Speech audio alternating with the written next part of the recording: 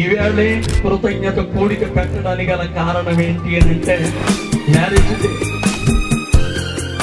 అది మాట నా నోటి నుంచి రాలేదు.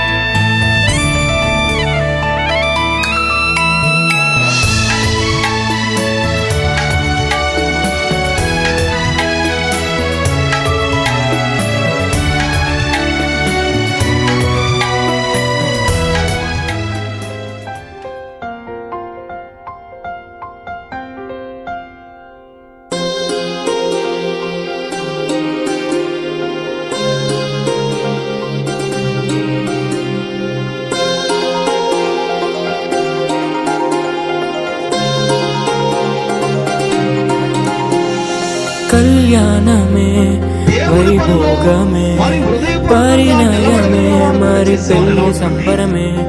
కళ్యాణమే వైభోగమే పరిణయమే మరి పెళ్లి సంబరమే. అందాల వరుడు పరిశుద్ధుడు చక్కని వధువు కన్యాకు. అందాల వరుడు పరిశుద్ధుడు చక్కని వధువు కన్యాకు. జరిగే పరిశుద్ధ వివాహమే పెరిగే నిరంతర సంతోషం. జరిగే పరిశుద్ధ వివాహమే పెరిగే నిరంతర సంతోషం.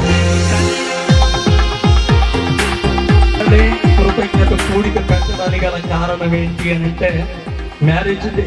మరి బహుశా తన వివాహ దినాన మరి మీ అందరికి కూడా పెళ్లికి బహుశా అందరికి భోజనాలు పిలిచారండి.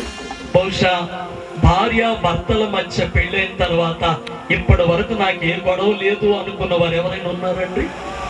భార్య భర్తలు గొడవ పడిన ఎవరైనా ఉంటే బహుశా ఇక్కడ మీరు ఎవరైనా కనబడితే నేను చాలా సంతోషించి మీ చప్పట్లు కొట్టిస్తాను. ఒకసారి మీ కుడి చేయి చూపించండి. నేను కూడా ఆపలేనండి చెయ్యాలి. ఎందుకని నేనంటే ఎంత శరీర బలహీనతలు లెక్క చేయకుండా మరి వచ్చి నా విషయంలో ఎంతగానో మరి సహకరించాను. మరొకసారి వారికి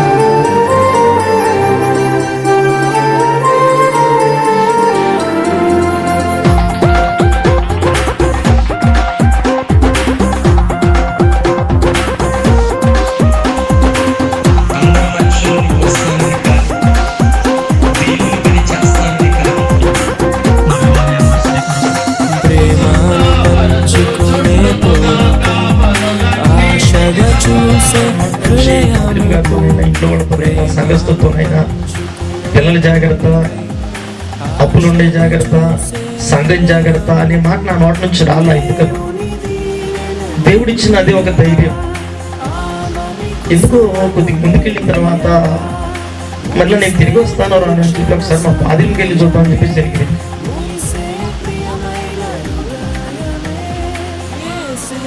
ఆ కొద్ది సమయంలో బాధ అనిపించింది. మళ్ళా ఎక్కడికైనా వెళ్ళేటప్పుడు ముందు మా అన్నయ్య వెళ్ళేటప్పుడు చూసుకునే ఉన్న హాస్పిటల్. విచిత్రం ఏంటంటే చాలా మందికి నేను ఒక మాట చెప్పాను. ధ్యానాలప్పుడు నేను ఎక్కడున్నానని మీరు ఎవరు అడుగుతున్నా, ఎక్కడొకక్కడ ఉన్నాను.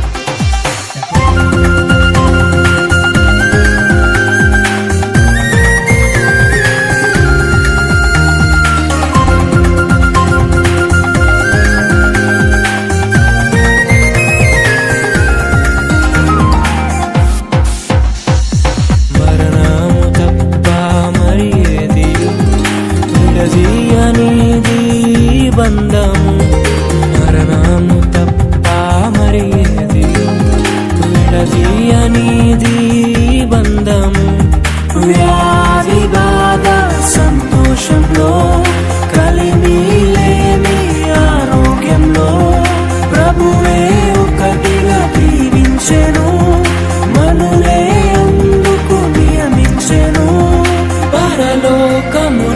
నిర్ణయించెను, నరలోకములో ఏర్పరిచెను. కళ్యాణమే